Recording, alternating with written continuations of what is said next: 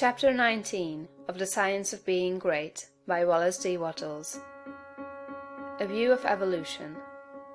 But how shall we avoid throwing ourselves into altruistic work if we are surrounded by poverty, ignorance, suffering, and every appearance of misery, as very many people are?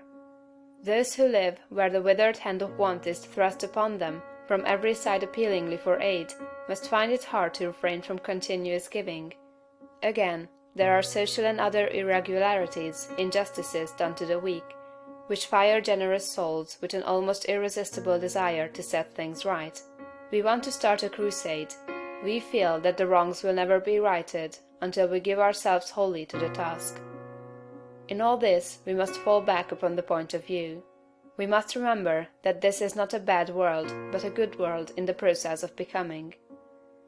Beyond all doubt, there was a time when there was no life upon this earth.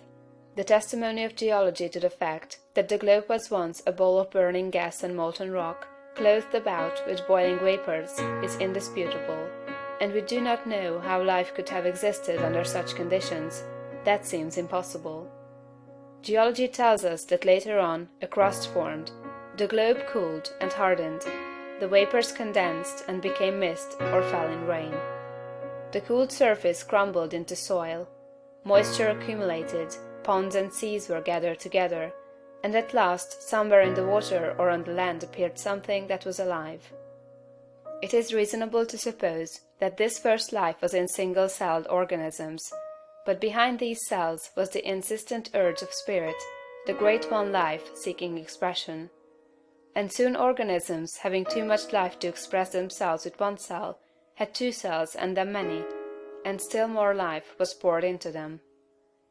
Multiple-celled organisms were formed, plants, trees, vertebrates, and mammals, many of them with strange shapes, but all were perfect after their kind, as everything is that God makes. No doubt there were crude and almost monstrous forms of both animal and plant life, but everything filled its purpose on its day, and it was all very good.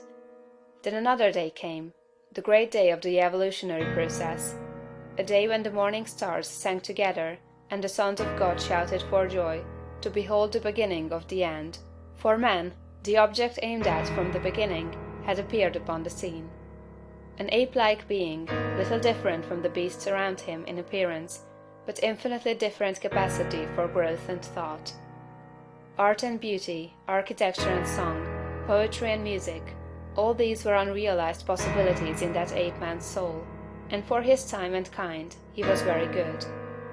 It is God that works in you to will and to do of his good pleasure, says St. Paul. From the day the first man appeared, God began to work in man, putting more and more of himself into each succeeding generation, urging them on to larger achievements and to better conditions, social, governmental, and domestic. Those who, looking back into ancient history, see the awful conditions which existed, the barbarities, idolatries, and sufferings, and reading about God in connection with these things, are disposed to feel that he was cruel and unjust to man, should pause and think.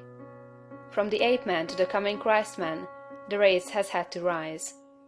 And it could only be accomplished by the successive unfolding of the various powers and possibilities latent in the human brain. God desired to express himself, to live in form, and not only that, but to live in a form through which he could express himself on the highest moral and spiritual plane.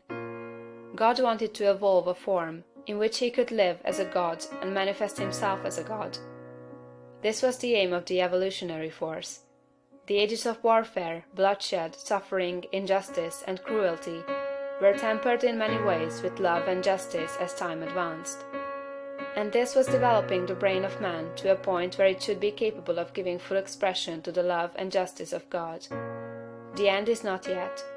God aims not at the perfection of a few choice specimens for exhibition, like the large berries at the top of the box, but at the glorification of the race. The time will come when the kingdom of God shall be established on earth, the time foreseen by the dreamer of the Isle of Patmos, when there shall be no crying, neither shall there be any more pain, for the former things are all passed away, and there shall be no night there. Thank you for watching this video. Let me know in the comments if you liked it. Remember to subscribe. like and share it to your friends. See you on the next video.